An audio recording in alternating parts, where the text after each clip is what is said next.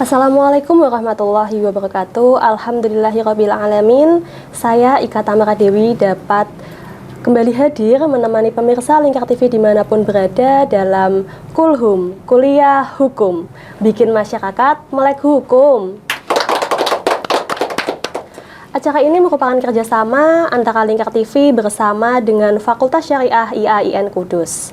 Nah, Masya Allah, acara pada kali ini kita akan mengangkat mengenai pernikahan anak. Nah, sebelumnya kami telah membuka question box di Instagram @lingkartv. Silahkan kepada para pemirsa Lingkar TV bisa memberikan pertanyaan melalui question box tersebut tentang materi kita, yaitu pernikahan anak. Nah, pernikahan anak ini sudah marak terjadi di Indonesia dan alasannya pun beragam seperti itu.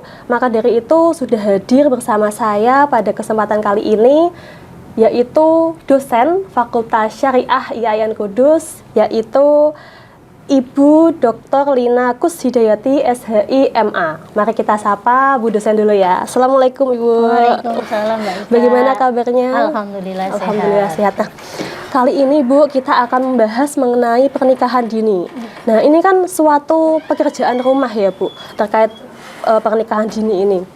Nah, di Indonesia sendiri pun itu sudah sangat marak sekali pernikahan dini. Dan ketika saya membaca itu banyak sekali alasan dari pernikahan dini tersebut. Nah, mungkin dari Ibu dosen Lina bisa menjelaskan sebenarnya definisi dari pernikahan anak itu seperti apa? Iya, terima kasih Mbak Ika. Pemirsa Lingkar TV yang saya hormati, pernikahan anak atau mungkin di masyarakat lebih cenderung disebut sebagai pernikahan dini itu kalau kita merujuk kepada Undang-Undang Nomor 1 Tahun 74 tentang perkawinan yang kemudian sudah direvisi dengan Undang-Undang Nomor 16 Tahun 2019 itu menetapkan bahwa seorang laki-laki dan perempuan di Indonesia itu boleh menikah kalau minimal usianya adalah 19 tahun gitu ya. Jadi kalau mereka yang menikah di bawah usia 19 tahun itu berarti masuk kategori pernikahan dini gitu. Nah, sementara itu kalau di tingkat global, di tingkat dunia, UNICEF itu menetapkan batas usia 18 tahun dikategorikan sebagai anak. Jadi kalau mereka menikah di bawah 18 tahun ini yang termasuk dalam kategori pernikahan anak atau perkawinan anak. Nah, itu jadi kalau di Indonesia sendiri, jadi tadi saya sebutkan minimal usia 19 tahun, jadi kita sudah 1 tahun lebih tinggi ya, 1 tahun lebih tinggi daripada kategori yang ditetapkan oleh UNICEF. Nah, di Indonesia itu data terakhir ya tahun 2022 itu mereka yang menikah di bawah usia 18 tahun, di bawah 19 tahun itu sangat tinggi, mencapai hampir 60.000. 1 tahun ya, dalam 1 tahun itu hampir 60.000, dan kalau kita lihat dalam konteks Jawa Tengah kita menduduki posisi yang kedua. Jadi ini juara tapi sepertinya tidak perlu dibanggakan gitu ya. Nah, itu jadi posisinya lumayan tinggi. Angka perkawinan anak juga 3 tahun terakhir ini meningkat berdasarkan data yang disusun oleh Mahkamah Agung. Ya. Jadi yang jelaskan Bu Lina tadi ya, kalau di Indonesia sangat tinggi sekali ya angka pernikahan dini, dan ini sesuatu yang memprihatinkan untuk kita semua ya Bu. Nah, selanjutnya Bu Lina, karena ini kan banyak sekali dan tinggi angkanya. Lalu sebenarnya penyebabnya itu apa sih Bu sampai seperti itu? Iya, pernikahan anak itu faktornya banyak. Nah, yang biasa disampaikan adalah dan menjadi alasan adalah ini adalah karena faktor ekonomi. Jadi sepertiga data dari mereka yang melakukan pernikahan anak itu, sepertiga diantaranya itu adalah berasal dari kalangan ekonomi yang menengah ke bawah gitu, atau kekurangan seperti itu. Kemudian dari sisi tempat tinggal ternyata lebih banyak masyarakat yang ada di pedesaan itu yang menikah di usia di bawah 19 tahun itu tadi, jika dibandingkan dengan mereka yang tinggal di perkotaan. Nah, faktor lain kalau itu tadi adalah geografis gitu ya. Kalau dari sisi pendidikan itu ada pengaruh antara tingkat pendidikan yang ditempuh oleh seorang anak dengan pernikahannya. Artinya mereka yang menikah di usia dini atau di usia anak itu biasanya memiliki tingkat pendidikan yang lebih rendah. Rata-rata itu hanya menamatkan pendidikan di tingkat SD atau SMP. Nah, ini tentu saja tidak sejalan dengan kebijakan pemerintah untuk menaikkan tingkat wajib belajar menjadi 12 tahun, artinya sampai lulus SMA atau SLTA seperti itu. Nah, kalau dalam pengajuan dispensasi kawin, jadi kalau misalkan belum berumur 19 tahun itu boleh memang menikah gitu ya, tapi harus mengajukan yang namanya dispensasi kawin ke pengadilan. Nah, dari sekian banyak pengajuan itu, sepertiga diantaranya, nah ini yang agak miris ya, sepertiga diantaranya itu disebabkan karena sudah hamil. Jadi ini ada relasinya dengan pendidikan dan pengetahuan seksual di kalangan anak-anak atau remaja seperti itu. Ya, baik Bu Lina. Nah, sebenarnya nih Bu Lina, kita tadi kan membahas mengenai secara umumnya ya, pengertian definisi mengenai pernikahan anak. Nah, kalau kita kerucutkan nih Bu Lina terkait pernikahan anak ini dari pandangan atau kacamata hukum Islam itu seperti apa, Bu? Jadi gini, seringkali narasi yang disampaikan untuk membenarkan praktek perkawinan anak adalah hadis tentang riwayat bahwa Sayyidah Aisyah radhiyallahu anha itu menikah dalam usia yang masih belia gitu ya. Riwayatnya biasanya disampaikan beliau menikah dengan Rasulullah Shallallahu alaihi wasallam itu dalam usia 9 tahun gitu ya.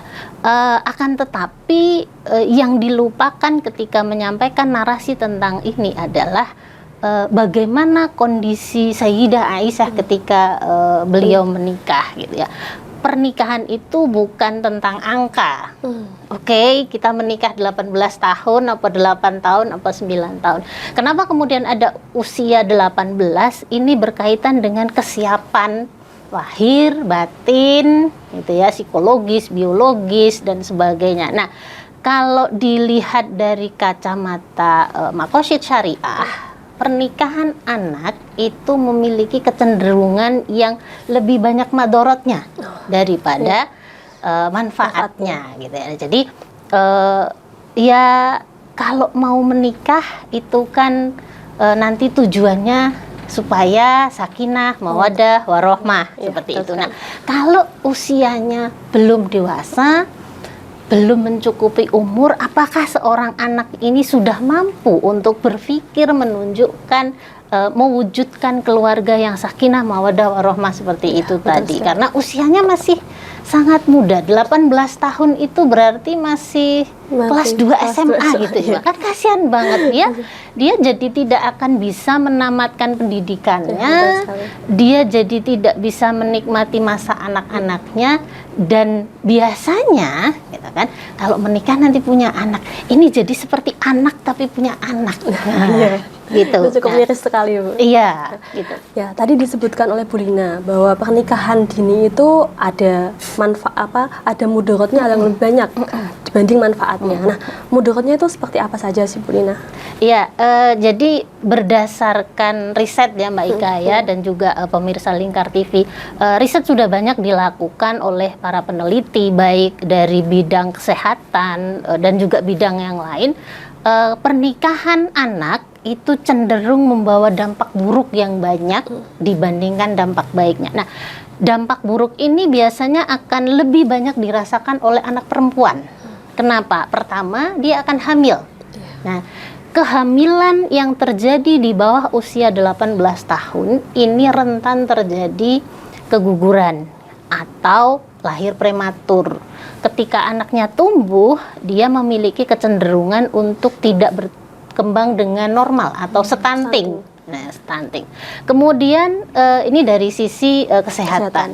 Selanjutnya juga kaitannya dengan kehamilan. Secara biologis, kondisi fisik perempuan berusia 18 tahun, anak ya, ini belum siap untuk hamil. Jadi fisiknya memang belum siap. Kemudian dari sisi pendidikan, dia tentu saja tidak akan mampu meneruskan pendidikannya. Jadi kalau sudah menikah, sepertinya nggak mungkin sekolah lagi ya. Kan dia mesti malu karena sudah menikah, hamil apalagi dan seterusnya. Dia pasti akan putus pendidikan. Kemudian selanjutnya juga akses kepada pekerjaan. Karena dia tidak punya pendidikan yang mencukupi. Kemudian dia tidak memiliki akses skill ke pekerjaan yang lebih baik. Nah, dan yang juga rentan terjadi di kasus pernikahan anak adalah KDRT. Jadi banyak perkawinan-perkawinan yang dilakukan di usia anak itu menimbulkan konflik yang kemudian nanti berujung pada ada tindakan kekerasan dalam rumah tangga seperti itu. Itu beberapa di antara dampak buruk. Dampak buruknya banyak sekali, Mbak Ika. Ya, lebih banyak dampak buruknya ya Bu. Ya. Nah itu padahal lebih banyak dampak buruknya, tapi malah banyak sekali itu yang menikah dini. Jadi mungkin adalah solusi Bu terkait untuk menanggulangi atau mengantisipasi hal tersebut. Iya, jadi seperti yang tadi saya sampaikan di awal, pemerintah Indonesia kita sudah melakukan beberapa upaya, diantaranya adalah tadi ya merevisi undang-undang perkawinan. Dari sebelumnya itu perempuan 16 tahun sudah boleh menikah. Bayangkan 16 tahun itu baru tamat SMP ya, masih kecil banget itu sudah boleh menikah. Kemudian sudah direvisi menjadi usia 19 tahun. Selain itu juga pemerintah itu sudah mencanangkan gerakan strategi nasional pencegahan perkawinan nasional, perkawinan anak, strategi nasional pencegahan perkawinan anak. Jadi ini adalah program yang diluncurkan oleh pemerintah kerjasama ada Bappenas, Kementerian Pemberdayaan Perempuan dan Perlindungan Anak, Kementerian Agama, Pendidikan dan sebagainya. Bagaimana caranya tingkat perkawinan anak di Indonesia itu bisa ditekan? Karena kita masuk dalam salah satu negara yang masih tinggi tingkat perkawinan anaknya. Itu kemudian yang juga perlu dilakukan adalah sosialisasi kepada masyarakat tentang pentingnya mencegah perkawinan anak gitu ya. Selain itu juga bisa diupayakan dari jalur pendidikan. Bagaimana caranya di dunia pendidikan itu diberi pengetahuan kepada para siswa, mungkin juga orang tuanya, bahwa pendidikan itu penting dan menunda perkawinan itu penting gitu ya. Jadi ini perlu disosialisasikan secara masif ya.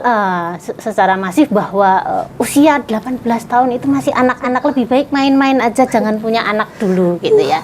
Nah, juga yang biasanya ini jadi salah satu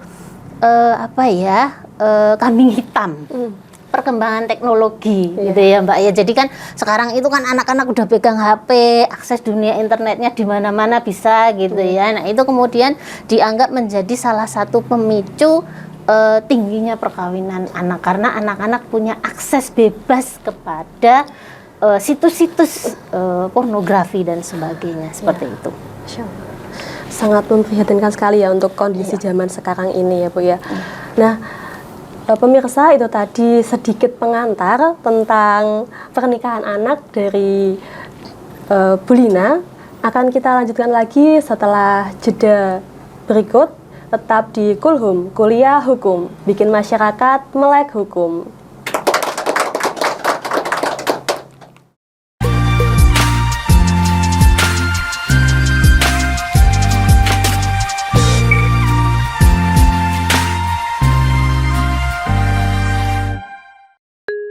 Ramadan penuh berkah. Sambut datangnya bulan suci Ramadan. Spesial program sejarah Islam menambah pengetahuan Anda mengenai kisah-kisah Nabi dan para sahabatnya. Sinema Islami yang saran akan nilai-nilai keislaman. Menemani istirahat siang Anda bersama musik religi, musik masa kini penyejuk hati saat bulan Ramadan. Menyuguhkan serba-serbi Ramadan yang meramaikan momen Ramadan Anda bersama keluarga. Program Kultum Spesial Ramadan yang menemani Anda jelang berbuka puasa. Mempelajari keseharian Rasulullah melalui program Hadis of the Day. Menghadirkan informasi terkini seputar arus mudik Lebaran di Jawa Tengah yang dapat menemani Anda selama perjalanan mudik ke kampung halaman. Ramadan penuh berkah, bersihkan hati di bulan yang penuh ampunan. Di Ayo Ngaji bersama Lingkar TV. Hadir setiap hari Senin sampai dengan Sabtu, jam 17.30 sampai jam 7 malam. Ngomong hari ini harus, seperti itu. Anda akan ditemani Ustadz-Ustadzah untuk belajar huruf-huruf hijaiyah dan ilmu Al-Quran. Saksikan terus Ayo Ngaji hanya di Lingkar TV.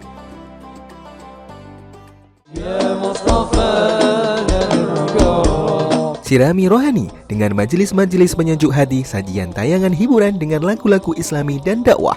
Halal, bersih, dimakan maka hasilnya akan bagus.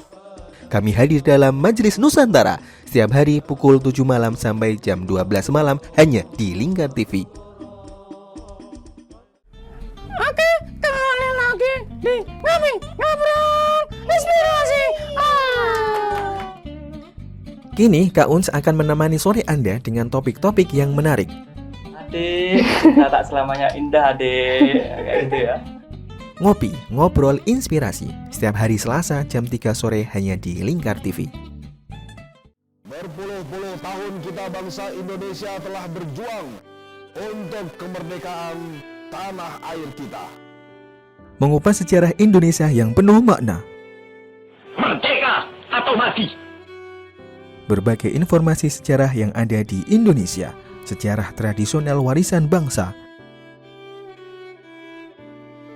Semua terangkum dalam Aku Indonesia setiap Senin sampai Sabtu jam 7 sampai jam 11 siang hanya di Lingkar TV.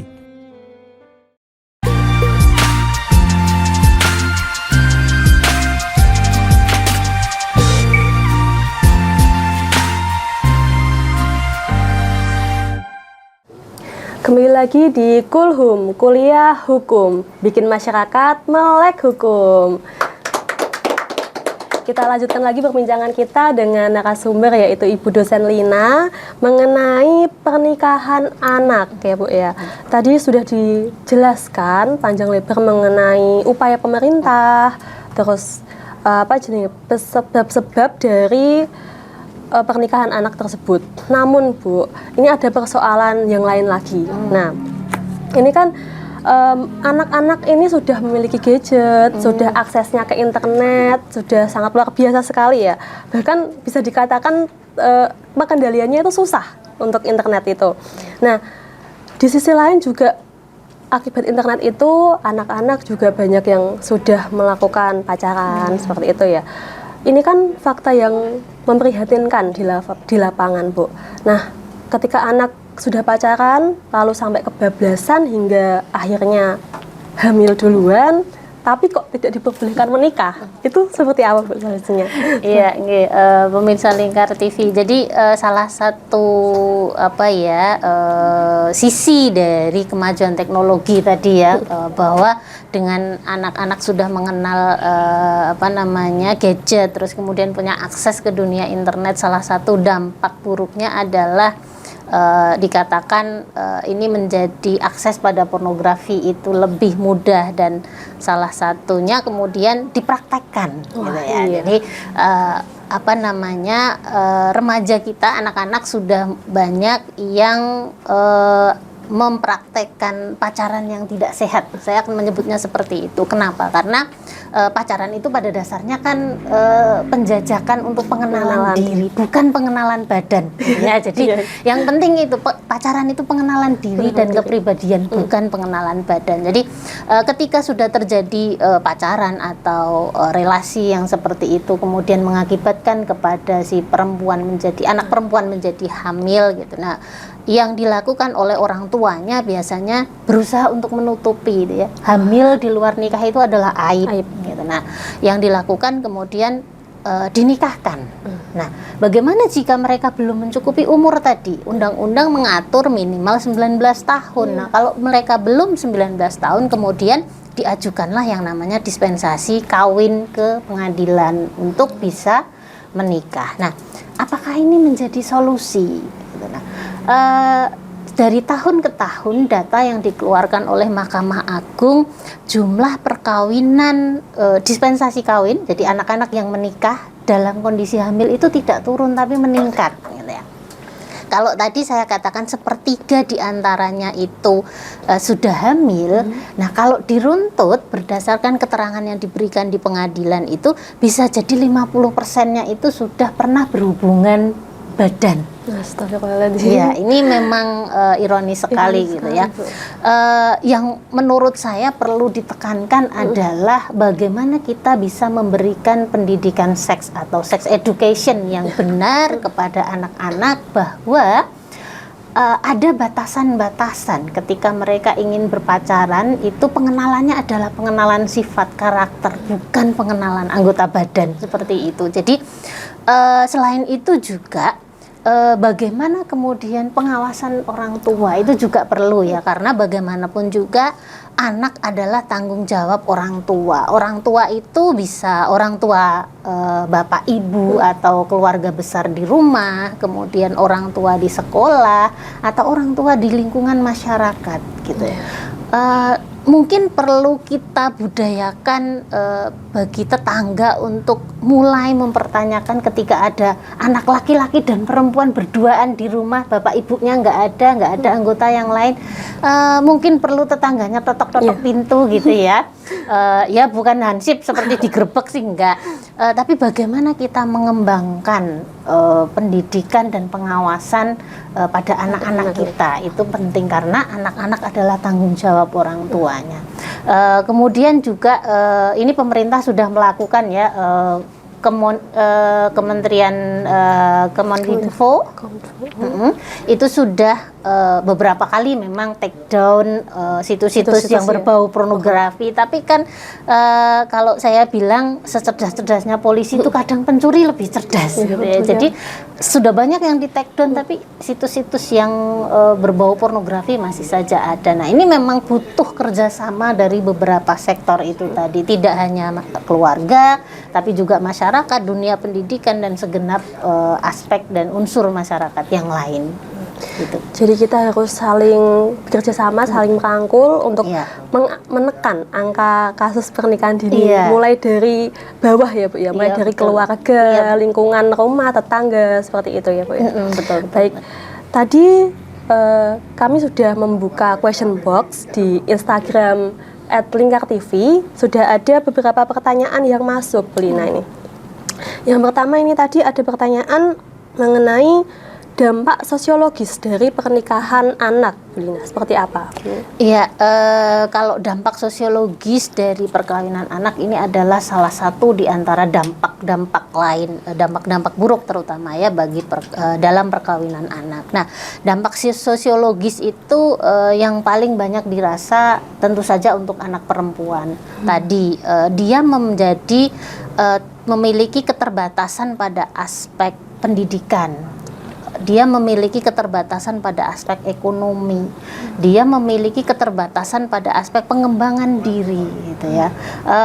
Jadi dia karena dia sudah menikah, biasanya dia akan dibebani tanggung jawab rumah tangga, mengurus suami, mengurus anak, mengurus rumah, dan juga mungkin keluarga besar yang lain itu. Nah, sementara itu dampak yang lebih besar adalah bahwa anak ini adalah generasi penerus. Ya.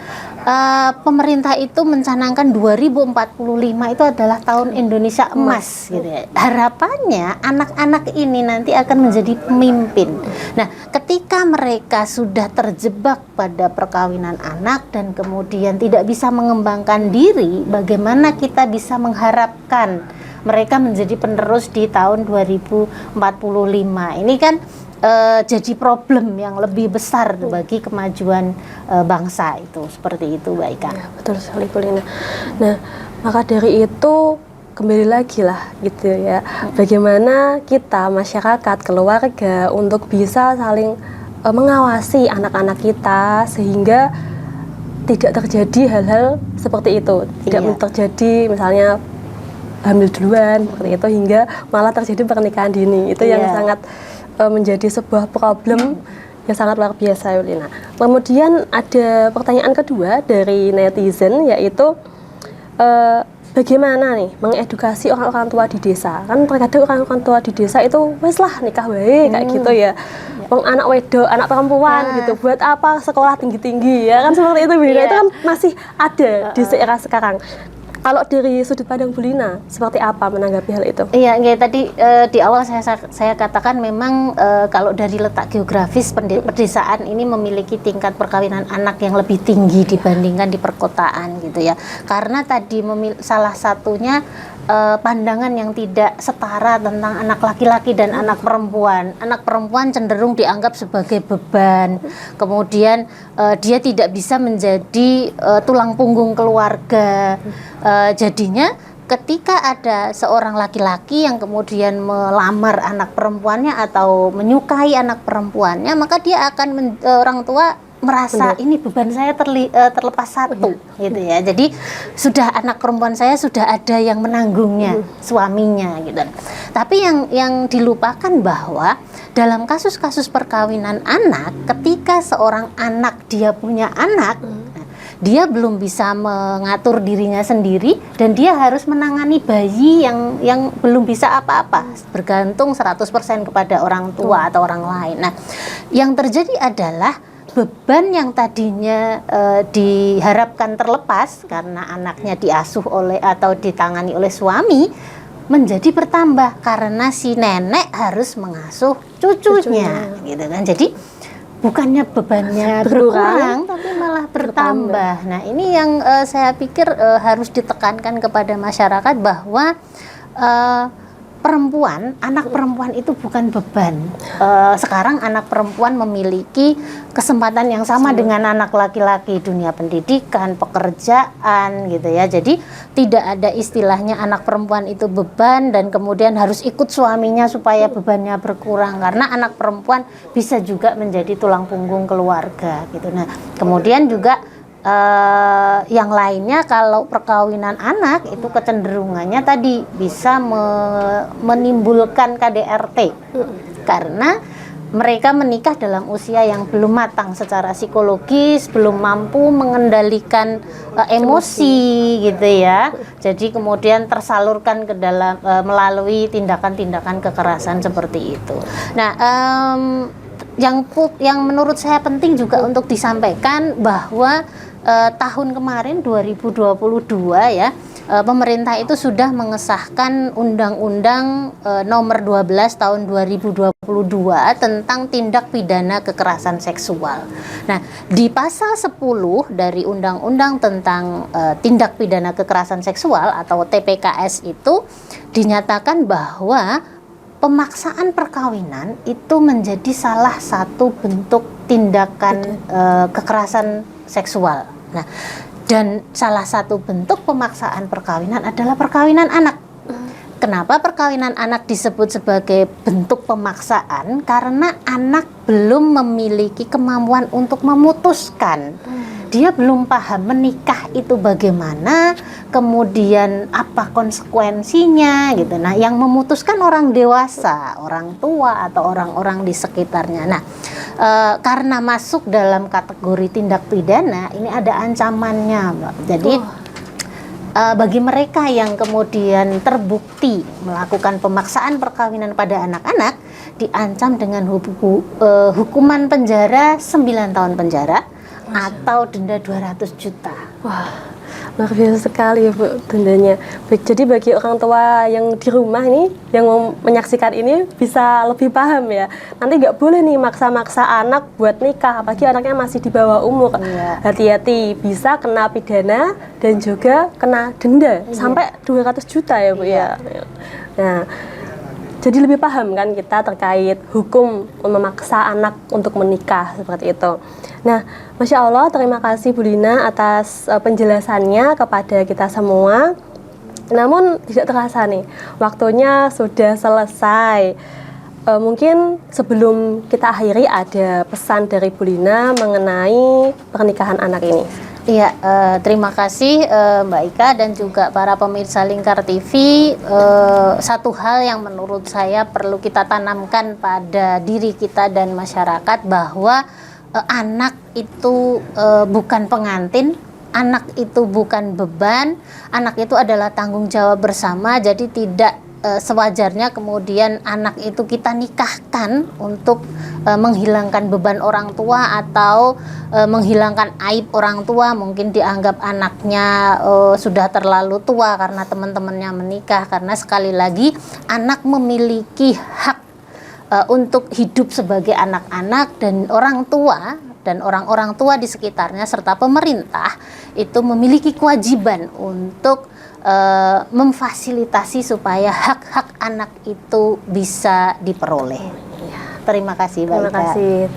Terima kasih Bu Lina atas pesannya, atas penyampaiannya yang sangat luar biasa sekali. Semoga masyarakat yang menonton ini juga lebih paham untuk tidak menekan anak supaya menikah lebih dini, karena itu bisa terancam pidana seperti itu. Nah, dan akhirnya saya Ika Tamara Dewi beserta seluruh kerabat yang bertugas pamit undur diri. Sampai berjumpa lagi di Kulhum, Kuliah Hukum. Bikin masyarakat melek hukum. Terima kasih. Wassalamualaikum warahmatullahi wabarakatuh. Waalaikumsalam warahmatullahi Terima kasih sekali Bu Lina.